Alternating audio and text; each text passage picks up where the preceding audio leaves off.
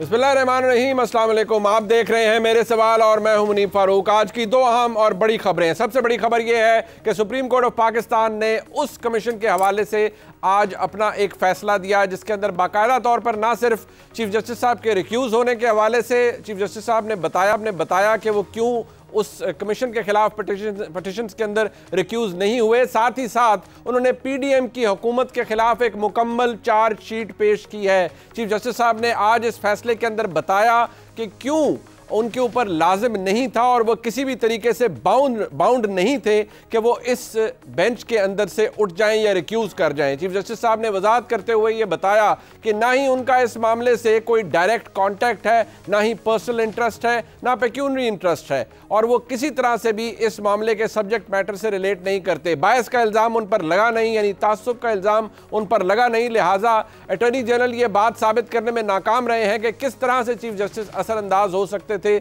इस मुकदमे की समाअत के हवाले से। याद रहे कि एक कमीशन बनाया गया उन ऑडियो लीक्स के हवाले से जो कि पाकिस्तान के सियासी मंजरनामे पर आई, जिनमें एक ऑडियो मौजूदा चीफ जस्टिस जनाब उमर अता बंदयाल साहब की खुशदामन की हैं और वो अपनी एक सहेली से या बताया जाता है ख्वाजा तारिक रहीम साहब की अहलिया से गुफ्तगू फरमा रही थी। उस गुफ्तगू का ताल्लुक कुछ ऐसी मामलात से था जिनका ताल्लुक पाकिस्तान की सुप्रीम कोर्ट के अंदर दायर जो मुकदमात हैं, मुख्तलिफ मुकदमात हैं, उनसे था, लेकिन वो एक प्राइवेट कॉन्वर्सेशन थी। उसको टैप करना बादिन नज़र में कानूनी तौर पर, आइनी तौर पर, मुकम्मल तौर पर बिल्कुल कानून के ख़िलाफ़ है और गैर आइनी है। लेकिन सवाल ये पैदा होता है कि जब ये मामला सरफेस पे आ गया तो क्या इसके खिलाफ इंक्वायरी नहीं होनी चाहिए थी?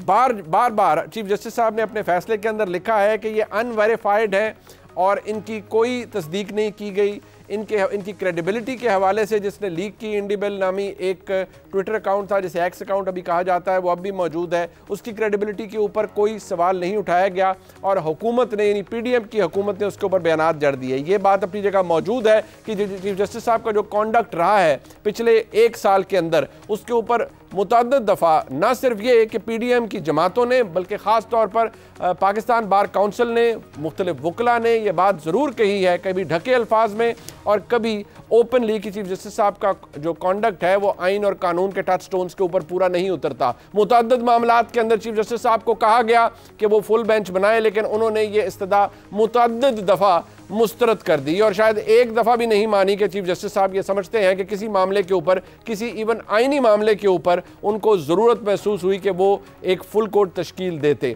अब सवाल यह है कि चीफ जस्टिस साहब ने जो किया है उसको गर्दान रही है पाकिस्तान मुस्लिम लीग नून एक NRO से, जो कि चीफ जस्टिस जनाब उमर अता बंदयाल साहब ने दिया है अपनी खुशदामन अपनी सास को। अब क्या ये तासुर दुरुस्त है? ये तासुर अपनी इसलिए मौजूद है क्योंकि अब ये पब्लिक डॉक्यूमेंट है ये फैसला और इसके ऊपर सवाल उठाए जाएंगे। हाँ, जो पीडीएम की हुकूमत का कॉन्डक्ट था उसके ऊपर ज़रूर सवाल उठाए गए और वो एक चार्जशीट है और रहेगी। लेकिन उससे भी बड़ी खबर ये है कि आज बिलावल भुट्टो जरदारी साहब ने जब मीडिया से गुफ्तगू की तो उन्होंने ढके छुपे अल्फाज में वो सब कुछ कह दिया जिसका पाकिस्तान पीपल्स पार्टी को इस वक्त शदीद गिला है।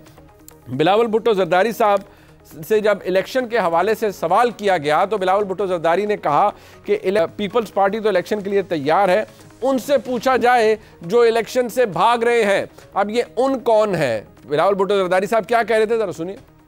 आज भी पाकिस्तान पीपल्स पार्टी का मुतालबा है कि इलेक्शंस जल्द से जल्द करवाया जाए। पाकिस्तान पीपल्स पार्टी मई 14 पे इलेक्शंस करने के लिए तैयार थे। पाकिस्तान पीपल्स पार्टी 60 डेज में इलेक्शंस करवाने के लिए तैयार थे और 90 दिन आइन के मुताबिक इलेक्शंस करवाने के लिए तैयार है। उनसे ये सवाल पूछा जाए जो हर इलेक्शन से भागते हैं, जो हर इलेक्शन से भागते हैं, नहीं इशारा पाकिस्तान मुस्लिम लीग नून है। कठपुतलियां बनाने वाले खबरदार रहें, ये कहना है बिलावल भुट्टो जरदारी साहब का। अब इशारा किस तरफ है ये भी सुन लीजिए। अब एक वक्त वो था जब बगलगीर थी तमाम जमातें और पीडीएम का इत्तेहाद था, हुकूमत भी की, वजारतें भी बांटी, लेकिन आज बिलावल भुट्टो जरदारी साहब को ये कहना क्यों पड़ रहा है, जरा सुनिए। उनके लिए भी एक पैगाम है, एक वाज़ेह पैगाम, जो कठपुतलियां बनाते हैं, जो कठपुतलियां की तलाश में होते हैं, जो इस मुल्क पे कठपुतलियां मुसल्लत करने चाहते हैं, माजी में किए हैं और शायद आज भी सोचें कि हम आगे जाके ये करना चाहते हैं कि आपको भी पाकिस्तान के अवाम खबरदार है कि हमारे ऊपर इस किस्म के एक्सपेरिमेंट्स करना अब बंद करें। राना सनाउल्लाह इस हवाले से अपना मौक़िफ़ पहले ही दे चुके हैं ट्विटर के ऊपर, और वो इंतखाबात के हवाले से भी बता चुके हैं कि इंतखाबात किस वक्त होंगे। ये ट्वीट आप उनका देख सकते हैं, एक्स अकाउंट, अब ट्विटर को हम एक्स कहते हैं, ये उस प्लेटफॉर्म के ऊपर मौजूद हैं। अपने मेहमानों का तारुफ करवाते हैं। शोएब शाहीन साहब हमारे साथ मौजूद हैं, कोर कमेटी के मेंबर हैं पाकिस्तान तहरीक इंसाफ के, और इमरान खान साहब के वकील हैं। आपका बहुत शुक्रिया। जनाब नुसरत जावेद साहब मेरे उस्ताद हैं, मुल्क के मुमताज़ सहाफ़ी हैं, आपका बहुत शुक्रिया जनाब नुसरत जावेद साहब। और अताउल्लाह तारड़ साहब हमारे साथ मौजूद हैं, डिप्टी सेक्रेटरी जनरल हैं पाकिस्तान मुस्लिम लीग नून के, टेलीफोन लाइन पर हमें ज्वाइन कर रहे हैं। बाय द वे मैं ये ज़रूर बता दूं कि इस प्रोग्राम के अंदर मोहसिन शाहनवाज राना साहब को आना था, लेकिन एक ऐसी मीटिंग जिसके बारे में खुद अपनी उनकी जमात को नहीं पता, उस मीटिंग के अंदर राजा साहब फंस गए हैं। मैंने कोशिश की जानने की अपने बहुत से दोस्तों से कि ऐसी कौन सी अर्जेंट मीटिंग है जिसमें राजा साहब चले गए हैं, तो मुझे बताया गया कि किसी खास मीटिंग के अंदर वो फंस गए हैं। ये राजा साहब नहीं बताया, लेकिन मुझे नहीं पता वो मीटिंग कौन सी है, और मुझे इस बात की हैरानी है कि ये दूसरी दफ़ा हमारे साथ हो रहा है। बहरहाल चलें, अल्लाह राजा साहब का भला करे। और तारड़ साहब आपका शुक्रिया कि आपने हमें इमरजेंसी के अंदर ज्वाइन किया टेलीफोन के ऊपर। सबसे पहले तारड़ साहब मैं ज़रा पीपल्स पार्टी वाली बात पर आ जाऊँ। ये कठपुतलियों वाली बात की बिलावल भुट्टो जरदारी साहब ने, क्लियर रेफरेंस आपका है, अब आप उसे गोल कर जाएं या उसको डिफ्लेक्ट कर जाएं या उसका जवाब ना दें, वो अलग बात है, बट कहा यह जा रहा है कि एस्टैब्लिशमेंट के फेवरेट अब आप हैं। अब इमरान खान साहब को पहले लाया गया था, अब आपके लिए सहूलतकारी की जा रही है, और इलेक्शन से वो नहीं भागे, इलेक्शन से आप भाग रहे हैं। बहुत शुक्रिया मुनीब साहब। देखिए, 90 की दहाई में बहुत तलखियां थी हमारी दोनों जमातों की, और हमने बड़ा कुछ सीखा और चार्टर ऑफ डेमोक्रेसी किया, जिसके बाद पीसफुल ट्रांजिशन हुई। 2008 में पीपल्स पार्टी की गवर्नमेंट थी, 2013 में हमारी थी, और मैं कोई ऐसी बात नहीं करना चाहता जो हमारे ताल्लुकात को जेपरडाइज करे या नुकसान पहुंचाए। मगर पीपल्स पार्टी की एक हिस्ट्री है कुर्बानियों की, और जिस तरीके से उन्होंने मुश्किलें झेली, जेलें काटी, जिलावतियां बर्दाश्त की, शहादतें बर्दाश्त की, तो उन कुर्बानियों को सलाम है। मगर साथ साथ जो ऑनस्लॉट 2017 ऑनवर्ड हमने फेस किया, इनकी तो गवर्नमेंट थी सिंध के अंदर, और हमारी तो गवर्नमेंट फॉर्म नहीं होने दी गई उस वक्त के जनरल फैज साहब ने और प्रोजेक्ट इमरान खान के लॉन्च करने वालों ने। तो अगर उस वक्त हमारी सिंगल लार्जेस्ट पार्टी थी पंजाब में जो मुस्लिम लीग नून थी, और उसके बाद नंबर 2 पे पीटीआई थी, और फिर आजाद उम्मीदवारों की एक लंबी फहरिस्त थी, 30 से 32 आजाद उम्मीदवार थे, तो कठपुतली कहने वालों को ये भी देखना चाहिए ना कि किसका रास्ता 2017 में रोका गया था। प्रोजेक्ट इमरान खान के लॉन्च के साथ साथ सिंध में तो कोई मुश्किल नहीं आई, सिंध में तो किसी की गवर्नमेंट की फॉर्मेशन नहीं रोकी गई, सिंध में तो किसी को इस तरह से जेल नहीं भेजा गया। वो तो बाद में चले बिल्कुल केसेस बने, मगर जिस तरीके से बेटे से तनख्वाह ना लेने पे निकाला गया, पनामा था और इकामा को बहाना बनाया गया, सुप्रीम कोर्ट के जजेस का एक पूरा जो है वो मामला हुआ। तो अब अगर इदारा न्यूट्रल हो गया है और वो प्रोजेक्ट इमरान खान की हुई गलती से पीछे हटा है, और इदारे ने खुद ऐलान किया लास्ट ईयर अप्रैल में कि हम न्यूट्रल हो गए हैं, तो अब गिला किस बात का है, अब शिकवा किस बात का है, और किसको कठपुतली कह रहे हैं और किसको कठपुतली बनाने वाला आपको नहीं, वो कठपुतली बनाने वाली एस्टैब्लिशमेंट और कठपुतली आप है, मैंने तो आपको क्लियर कर दिया ना। मैं तो यही समझता हूं कि ये मुनासिब नहीं है एक नेशनल लेवल के लीडर से के मुंह से इस तरह की बात। जो हमारी कोलिशन गवर्नमेंट में वजीर खारजा थे, उनको नहीं चाहिए कि वो इस तरह की अल्फाज इस्तेमाल करें किसी के लिए भी, वरना फिर 2018 की जो सिंध की गवर्नमेंट थी उसको क्या कहा जाए, क्या उसको भी सहूलतकारी का नाम दिया जाए, क्या उसको भी कठपुतली कहा जाए, क्या उसके लिए भी कोई बात इस्तेमाल नहीं? बट एक बात तारड़ साहब, एक बात है ना, बिलावल भुट्टो जरदारी ये फरमा रहे हैं कि देखिए जी हमारे केसेस तो नहीं, जो हुकूमत में आए जिन्होंने अपने केसेस माफ करवाए। अब केसेस एसेंशियली माफ किसने करवाए या केसेस खत्म किसने करवाए? वो शहबाज शरीफ साहब का हुआ, हमजा शहबाज शरीफ साहब का हुआ, उसके अलावा सुलेमान शहबाज शरीफ साहब का हुआ। ये केसेस उनको एक्विटल्स मिले हुकूमत में आने के बाद, तो क्लियर रेफरेंस अगेन शहबाज साहब पे यानी अपने प्राइम मिनिस्टर के ऊपर है उनका। मैं एक बात, अब आपने अब ये सवाल किया है जी, तो मैं इसके जवाब में यही कहना मुनासिब समझता हूँ कि हमारी किसी फाइल की केस ना गुमी ना रिकॉर्ड चला। हमारी जितनी एक्विटल्स हुई हैं वो मेरिट पे हुई हैं, एहतसाब अदालतों में।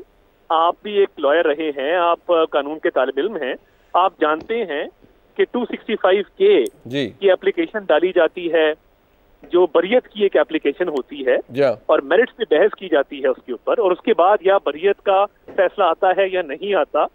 किसी एक केस में बता दें कि हमारा रिकॉर्ड गुमा हो या एहतसाब अदालत के रास्ते में से रिकॉर्ड इधर उधर हो गया हो, तो ऐसा कतई नहीं हुआ। कुछ लोगों का हुआ है ऐसा। अच्छा। मैं अब नाम लेने मुनासिब नहीं समझता, इट्स बिलो डिग्निटी, और एक सर्टेन लेवल ऑफ रिस्पेक्ट है जो मैं मेंटेन करना चाहता हूं, मगर जिनके रिकॉर्ड गुमने के बायस पे बरियत हुई है या लैक ऑफ रिकॉर्ड की वजह से हुई है, वो भी इस मुल्क में मौजूद हैं। और जब वो इस सिस्टम का हिस्सा रहे हैं तो फिर इस्टेब्लिशमेंट को दोष देना, इस्टेब्लिशमेंट को उसका जिम्मेदार करार देना और किसी और को कठपुतली कहने से पहले ठीक है अपने गिरेबान में और अपने शीशे में एक दफा जरूर देख लेना चाहिए। और ये बयानबाजी अगर बंद ना हुई तो ये डैमेज करेगी डेमोक्रेसी को। और मैं इल्तिजा करता हूं आपके प्लेटफॉर्म से, ऑनरेबल बिलावल भुट्टो जरदारी साहब से, कि हम दिल से आपकी इज्जत करते हैं, इसलिए काइंडली ये नई मड स्लिंगिंग कैंपेन शुरू मत करें। हम इस डर्टी गेम में नहीं डलना चाहते इल्जाम तराशी की। आप अपनी सियासत करें, सिंध की परफॉर्मेंस बताएं लोगों को। अच्छा काम हुआ है सिंध में, मैं ये नहीं कहता कि नहीं हुआ। मुर्जा वहाब साहब की बड़ी इज्जत है, उन्होंने अच्छा काम किया है, उन्होंने हेल्थ के सेक्टर में बड़ा काम किया है। आप अपनी परफॉर्मेंस बताएं। अगर आप समझते हैं कि आप हमारे पे इल्जाम तराशी करके वोट ले लेंगे और नया जंग आपने बिगल बजा दिया है, तो हम ये जंग आपके साथ नहीं लड़ना चाहते। मेहरबानी करके परफॉर्मेंस पे बात बस करें। इतना ही कहानियां सुनाने से वोट नहीं पड़ेंगे। इतना ही फासला रह गया तारड़ साहब के, बस वो नाम लेने की बारी है। उन्होंने बगैर नाम लिए कह लिए, आपने भी कहा किसके केस की फाइल, तो बस इतना ही आप लोगों में रह गया है। थोड़ा से दिनों बाद अगर उन्होंने नाम ले लिया तो फिर सिलसिला शुरू हो जाएगा। एक ज़माने में था कि मरियम बीबी ने कहा, वो फिर बिलावल साहब ने कहा सिलेक्टेड, और फिर सब कुछ हो गया, वो शुरू हो गया। तो ये इतना ही फासला रह गया। बट तारड़ साहब आपकी मेहरबानी, आप ज़रा साथ रहिएगा मेरे। शुएब शाहीन साहब, ये इंपॉर्टेंट बात है कि पहले तो पीटीआई शायद अकेली थी और इस पूरे मामले में, लेकिन अब जहां, क्योंकि अब आप कोर कमेटी के रुकन हैं, आज आपका एलामिया भी जारी हुआ है। आपने सदर से कहा है कि सदर साहब फौरी तौर पर आईनी रिक्वायरमेंट है कि वो इंतखाबात का ऐलान करें और डेट दें आर्टिकल 48(5) के तहत। बट सवाल ये है कि क्या आप महसूस कर रहे हैं कि पाकिस्तान पीपल्स पार्टी को भी कोई रियलिटी चेक मिला है रिसेंटली कि ये उनके साथ भी कोई हादसा हो रहा है या हाथ हो चुका है और उन्हें अंदाज़ा नहीं था? देखिए, पहली बात तो यह है कि पीपल्स पार्टी के बारे में तो मैं सिर्फ यही कहूँगा कि देर आयत दुरुस्त आयत, लेकिन जो उन्होंने बारूदी सुरंगें बिछानी थी इस मुल्क के साथ, कौम के साथ जो जुल्म किया, वो सब 16 महीनों में सारे ये शरीक के कार रहे हर तरह के गलत हरकत में, इस मुल्क को डुबाने में। और फिर जाते जाते आप देख लेंगे जिस तरह जुमा बाज़ार क़ायम किया इन्होंने, बिल्स पास करने की सूरत में हो या सीसीआई की अनकॉन्स्टिट्यूशनल मीटिंग में पहले कहा गया कि जनाब हम तो वोट नहीं देंगे, इसलिए कि उनको अख्तियार ही नहीं है कि वो, वरना पुरानी मरदमशुमारी और नई मरदमशुमारी के नतीजे में इलेक्शन का अल्तवा हो जाएगा। और फिर साथ वो उस रेजोल्यूशन में भी साथ साथ रहे जिसमें कहा गया कि नहीं जनाब 90 डेज़ में इलेक्शन नहीं होने चाहिए। KPK और पंजाब की असम्बली के सुप्रीम कोर्ट के 1 मार्च 2023 और 4/4/2023 के फैसलों का जिस तरह मजाक उड़ाया गया, इनके साथ वो शरीके कार रहे, गो के बैक पे रहे, लेकिन पूरी तरह शरीके कार रहे और शरीके जुर्म रहे। लेकिन मैं उनके बारे में यही कहूँगा कि देर आया दुरुस्त आया। आज अगर उनको एहसास हो ही क्या है, मतलब एहसास क्यों हुआ है शुएब शाहीन साहब? एहसास क्यों हुआ है सर? एहसास होने क्यों हुआ है? ये सब कुछ ठीक था को 20 दिन 25 दिन पहले, ठीक है, इनकी आपसी चपकलिश तो उसकी एक हिस्टोरिकल वैल्यू है या हिस्टोरिकल अकाउंट है। बट क्या आपको लगता है, क्या आप भी सियासी जमात है ना, कि क्या रिवील हुआ है पीपल्स पार्टी पे कि उनको ये लगा है कि इन्होंने अपने केसेस भी माफ़ करा लिए, एस्टैब्लिशमेंट जो है वो कठपुतली नहीं बना रही है या नहीं ढूंढ रही है, नई तजर्बे किए जा रहे हैं? ये इन बातों का कोई मतलब तो है ना? These words are not uttered without any reason. दो बातें बड़ी अहम हैं। पहली बात तो यह है कि अभी तक ये इब्हाम बाकी है कि क्या जनवरी फरवरी तक भी इलेक्शंस हो जाएगा कि नहीं। 90 डेज़ का इलेक्शन तो हमारा मुतालबा है, हम सुप्रीम कोर्ट में भी गए हुए हैं, सुप्रीम कोर्ट बार एसोसिएशन भी गई हुई है और हम एक्सपेक्ट करते हैं कि सुप्रीम कोर्ट फौरी तौर पर यह फैसला दे। लेकिन बहरहाल ये एक्चुअली हो पाएंगे कि ये नहीं, उनको भी इस बात का यकीन नहीं है। दूसरा, मेरा ख्याल है एहतसाब का जो सिलसिला शुरू होने का इंदिया दिया जा रहा है इनके इस मुतालबे के ऊपर कि आप 90 डेज़ के इलेक्शन से पीछे हट जाएं, मेरा ख्याल है ये एक आस्पेक्ट है। और तीसरा आस्पेक्ट मेरा ख्याल है वो उनको नज़र आ गया है कि जिस तरह मुस्लिम लीग नून के ऊपर मेहरबानियाँ जारी और सारी हैं और उनके लिए हर तरह का माहौल क्रिएट करने की कोशिश हो रही है इस्टेब्लिशमेंट के ज़रिए, उनको ये नज़र आ गया है कि उनके साथ हाथ हो गया, उनको भी कोई लारे लप्पे लगाए होंगे, उनके साथ भी कोई वादे वईद होंगे, तो खुफिया किस्म की बातें हुई होंगी और जिसके लिए उन्होंने यहाँ जारी बात है तहरीके इंसाफ को उनको एक इफेक्ट हुआ है। कोई भी सियासी जमात हो for that matter, Shoaib Shaheen साहब, खासतौर पर तहरीके इंसाफ पिछली हुकूमत 2018 से लेकर 2022 के शुरू तक तो इमरान खान साहब की थी, लारे लप्पे, वादे वहीद, ये तो सबको किए जाते हैं। इमरान खान साहब को भी उस वक्त इस्टेब्लिशमेंट लाई, बाजवा साहब लाए और बड़ा कुछ उनके लिए भी ले डाउन किया गया। तो यकीनी तौर पर कोई नए लारे, आपकी बात बिल्कुल खारिज उस इम्कान हम करार नहीं दे सकते। हमारे मुल्क के अंदर तजर्बे तो बहुत से हुए हैं, बहुत से प्रोजेक्ट लाए गए हैं। लेकिन मैं इससे पहले कि वो सुप्रीम कोर्ट वाले मामले पर आऊँ जो आज फैसला हुआ, और मैं तारड़ साहब का व्यू ज़रूर चाहूँगा, इन्होंने बड़ी धुआंधार किस्म की प्रेस कॉन्फ्रेंस भी की। लेकिन मैं नुसरत जावेद साहब आपसे पूछना चाहूँगा, सर ये क्या वो finally the cookies have started to crumble? क्या हम ये कहेंगे कि पीपल्स पार्टी हैज़ रियलाइज्ड, या आपको लगता है कि नहीं उन्हें बस कहीं से जवाब हो गया या रिवील कुछ हो गया उनके सामने and they have come to know कि नहीं यार ये तो कोई और ही काम है? मेरा अपना ख्याल है जी अभी जवाब तक की तो नौबत नहीं पहुंची है। देखिए ये सिस्टम जो होता है ना, इसमें व्हील्स इनटू व्हील्स होते हैं, ठीक, और आप अच्छी तरह समझते हैं कि कोई इस तरह की वर्टिकल किस्म की और बहुत क्लियर एक डिफ़ाइन तो नहीं होता, मुख्तलिफ़ किस्म का तजर्बात करने का हमारे यहाँ, क्योंकि देखिए सर वो कंटिजेंसी प्लान्स बहुत लिखे हुए होते हैं, तो उन फाइलों को इस्तेमाल करते रहना चाहिए ना कभी कभी। ठीक, हमारे यहाँ एक बहुत अच्छा एक्सपेरिमेंट हुआ था जी 2017 में, from the point of view कि जो इक़्तिदार के खेल को मुकम्मल अपने कंट्रोल में लेना चाहते हैं, कठपुतलियों का इसको खेल बनाना चाहते हैं, वो थी बाप की तश्कील जी। तो बाप की तश्कील जो है वो काफ़ी कामयाब रही है। देखिए ना, बाप में आते हैं तो आप कौम के बाप भी हो सकते हैं, यानी निगरान हुकूमत के उसके सूरत में, और निस्बतन यंग आदमी इतनी जल्दी देखिए इस मकाम पे पहुंच जाए, उसमें सरफराज भुगटी साहब, उसके बाद ये कि फ़र्ज़ कीजिए खुदा न खास्ता आरिफ अलवी साहब का दिल मचल आया कि यार मेरी 90 दिनों की बात नहीं हो रही, तो मैं असूली तौर पर फिर दीवान सदर ही चला जाऊं, तो वो संजरानी साहब जाएंगे। मेरा अपना ख्याल है कि कहीं ना कहीं ये ख्वाहिश पाई जा रही है कि क्यों ना सिंध को एक इतने बेहतरीन एक्सपेरिमेंट से महरूम क्यों रखा जाए, तो बाप 2 जो है उसको सिंध में भी अप्लाई कर लेने में कोई हर्ज नहीं है। अच्छा, मुझे ये महसूस हो रहा है कि इस पे कुछ एक्सपेरिमेंटेशन हुई है, क्योंकि आपने देखा होगा मैं और आप इतने अरसे से बातचीत करते हैं, मुख्तलिफ हम टर्म्स सुनते रहते हैं, लेकिन सिस्टम का लफ्ज़ आपने शायद सुना हो लेकिन भाई मैंने बखुदा आज से 2 हफ्ते पहले तक नहीं सुना था।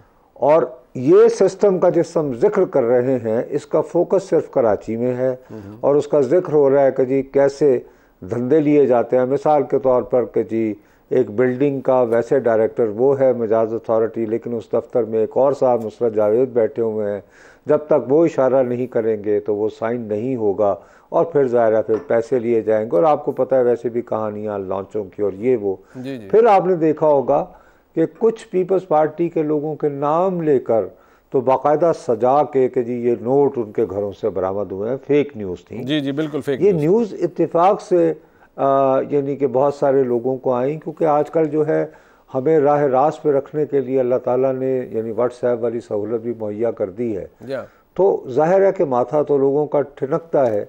तो मेरा ख्याल है कि थोड़ा सा माथा जो है ठिनक रहा है कि यार कहीं हमारे साथ बाप 2 वाला हाथ तो नहीं हो रहा। दूसरी तरफ सूरत हाल ये है जी कि इमरान खान साहब की जो जमात है तहरीक इंसाफ, उसके साथ प्रॉब्लम ये हो रहा है कि उनका यकीनन जो तहरीक इंसाफ के रिवायती हामी रहे हैं भाई, वो अभी तक इस जमात के साथ हैं, there is no doubt about it, लेकिन उसको वोटों में कैसे ट्रांसलेट करना है, वो जो उनकी जो कैपेसिटी है जी वो दिन ब दिन कमज़ोर से कमज़ोर तर हो रही है, because of the lack of electables and having brave man, जो यानी कि लाइक यू नो के फवाद चौधरी साहब, और ये जो कि यानी पहली तत्ती हवा पे ही गायब हो जाते हैं। देखिए ना, अगर आजकल रावलपिंडी के बुकराते असर जो हैं अपने हल्के में मौजूद नहीं हैं, तो फ़र्ज़ कीजिए वो 2-3 महीने बाद आएंगे तो लोग कहेंगे कि यार आप तो आराम से बैठे हुए थे,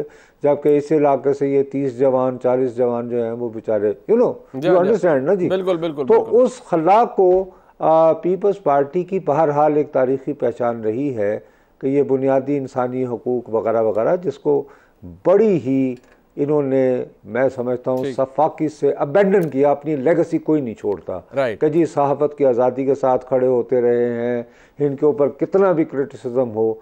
मेरा ख्याल है कि अब बिलावल भुट्टो को याद आ रहा है कि यार अगर मैं उस लेगेसी से भी महरूम हो गया तो बड़ा काम खराब भी हो गई तो आगे क्या होगा। तो I think he is fluttering to evolve a game. अभी ऐसी सूरत नहीं आई कि ये एक दूसरे को बिल्कुल खुदा हाफिज कहेंगे, but I will not be surprise अगर 2-3 महीनों बाद मुस्लिम लीग नून ये सोचती पाई जाए कि PTI PPP भाई भाई तीसरी कुव्वत कहाँ से आई। ऐसा हो सकता है। ये हो सकता है और शायद ये रियलिटी चेक किसी और को भी मिले। ब्रेक शामिल करते हैं जी। चीफ जस्टिस साहब ने फैसला तो आज सुना दिया, लेकिन बड़ी धुआंधार प्रेस कॉन्फ्रेंस की पाकिस्तान मुस्लिम लीग नून की जानिब से अताउल्लाह ताहिर साहब ने, और उन्होंने कहा जी कि चीफ जस्टिस साहब ने अपनी खुशदामन यानी अपनी मदर इन लॉ को NRO दे दिया है, mother of all NRO to the mother in law. अब इसके ऊपर मरीम नवाज शरीफ साहब ने भी ट्वीट किया है कि इंसाफ को कुर्बान कर दिया अपनी सास के लिए चीफ जस्टिस साहब ने। एक ब्रेक के बाद बात करते हैं इस पर कि कितनी कुर्बानी किसने दी, और चीफ जस्टिस साहब का आज का फैसला जो हमारे सामने है वो क्या इंसाफ का कत्ल है या इंसाफ का बोलबाला हुआ है उस फैसले से। एक ब्रेक के बाद हमारे साथ।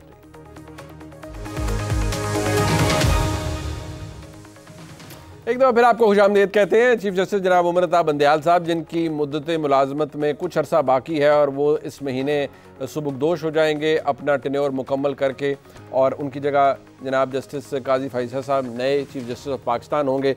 सबसे पहले और बुनियादी बात यह है शोएब शाहीन साहब कि चीफ जस्टिस साहब ने दिया, और सब्जेक्ट मैटर से उनका इंटरेस्ट कैसे रिलेट करेगा। जो कमीशन बना था वो किसी ब्यूरोक्रेट ने तो हेड उसको करना नहीं था, उसके अंदर तो काजी फैसल साहब मौजूद थे जो कि सीनियर प्यून जज है एज वी स्पीक, और कुछ दिनों बाद चीफ जस्टिस पाकिस्तान होंगे। अगर वो कमीशन सिरे से इलीगल है या कोई काम ऐसा गैर कानूनी कर रहा था तो मुझे नहीं लगता कि काजी फैसल साहब बहसियत एक सीनियर प्यून जज और इतने बड़े कानूनदान वो एक इलीगल एक्टिविटी के अंदर इन्वॉल्व हो जाएंगे और एक काम वो करेंगे जिसकी कोई लीगैलिटी ना हो। दूसरी बात ये कि इसके अंदर आपको लगता है कि कोई कॉन्फ्लिक्ट ऑफ इंटरेस्ट इन्वॉल्व नहीं है, लेकिन दो बाकी लोग हैं उनको लगता है कि नहीं, इसके अंदर conflict of interest blatantly involve है।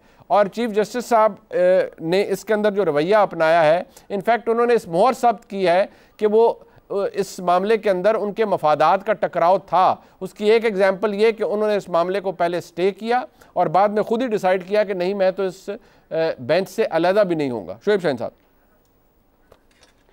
देखिए, मेरा ख्याल है कि बड़ा वेल रीजनड ऑर्डर है I think supreme court of Pakistan का, और इसमें सुप्रीम कोर्ट की पुरानी सारी जजमेंट जो बायस से रिलेटेड हैं जी, कन्फ्लिक्ट ऑफ इंटरेस्ट से रिलेटेड हैं जी, पेक्यूनरी इंटरेस्ट से रिलेटेड हैं, वो सारी जजमेंट फॉर एंड अगेंस्ट जो भी मौजूद थी वो मैंने पेश की थी और अटॉर्नी जनरल साहब ने भी पेश की थी। ठीक है। और इसके अंदर actually question of constitutional interpretation involve है जी। क्या कोई भी कमीशन, जो मेन इंपॉर्टेंट है जी, क्या कोई भी कमीशन ऐसा कॉन्स्टिट्यूट हो सकता है without consultation of chief justice of Pakistan? ये सबसे इंपॉर्टेंट क्वेश्चन है। बिल्कुल, क्योंकि फर्ज करें आज ये चीफ जस्टिस साहब रिटायर हो रहे हैं, कल दूसरे चीफ जस्टिस साहब आ रहे हैं जी। कोई भी जुडिशियल कमीशन सर्विंग जजेस के ऊपर मुश्तमिल होगा, वो तो चीफ जस्टिस की कंसल्टेशन के बगैर आज तक हुआ भी नहीं है। ना ये प्रैक्टिस इस तरह की कोई रही है, ना ये आइन का तकाजा नहीं है कि आइन का तकाजा है कि आप उससे कंसल्ट करेंगे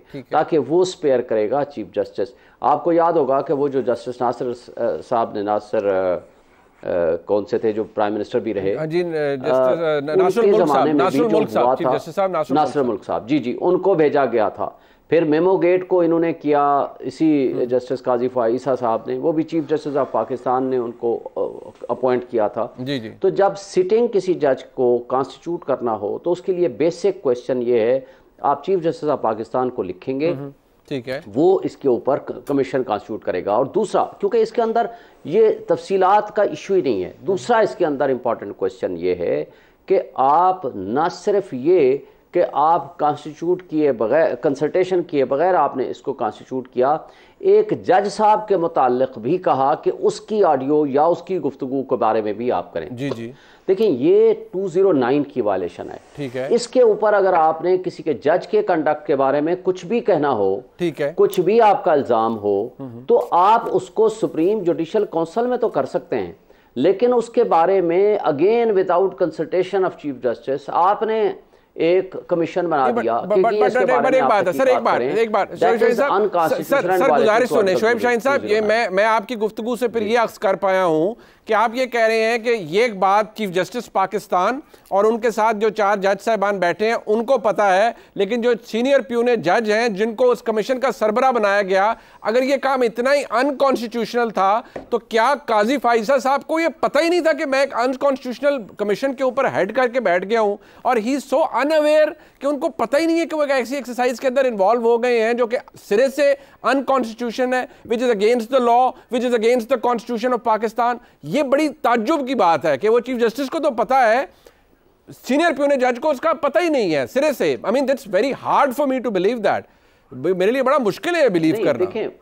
देखें बात यह है कि वो इस क्वेश्चन को पाबंद हैं, जो उनके पास गया है उसको डिसाइड करें जी। वो कॉन्स्टिट्यूशनल क्वेश्चंस को डिसाइड नहीं कर सकते। देखिए उनके पास 2 ऑप्शन थे, या तो वो रिफ्यूज कर देते इट इज अनकॉन्स्टिट्यूशनल, मैं इसमें बैठता ही नहीं हूं, ठीक है, बस सिंपल एक लाइन के जरिए। जी जी। दूसरा, इसके ऊपर जो उनको एक TOR दिया गया है जी जी। उसके मुताबिक वो प्रोसीड करते और डिसाइड करते। बिल्कुल। इसके अलावा तीसरा क्वेश्चन उनके पास नहीं है। बट सर प्रोसीड करने नहीं दिया गया ना सर। बट शोएब शाहीन साहब सर प्रोसीड तो करने नहीं दिया गया, बट अगर आप मुझे वक्त दें, मैं जरा कह रहा हूं ना। जी जी सर, मैं एक सेकंड जरा, अगर मुझे वक्त दें मैं तारड़ साहब का पॉइंट ऑफ व्यू इसके अंदर लूं। तारड़ साहब, एक तो बात यह है, आप कह रहे हैं कि ये तो बात ही बड़ी एक गैर आईनी काम था, चीफ जस्टिस से बगैर पूछे हुकूमत ने बना दिया, क्या काजी फैज़ल साहब को उसका सरबराह मुकर्रर कर दिया, और इसके अंदर और तो सब्जेक्ट मैटर तो वो बात की बातें हैं, एक काम ही गैर आईनी था। किसी जज के खिलाफ अगर इंक्वायरी है और कॉन्डक्ट और मामलात की, वो 209 के तहत होनी है सुप्रीम जुडिशल काउंसिल में।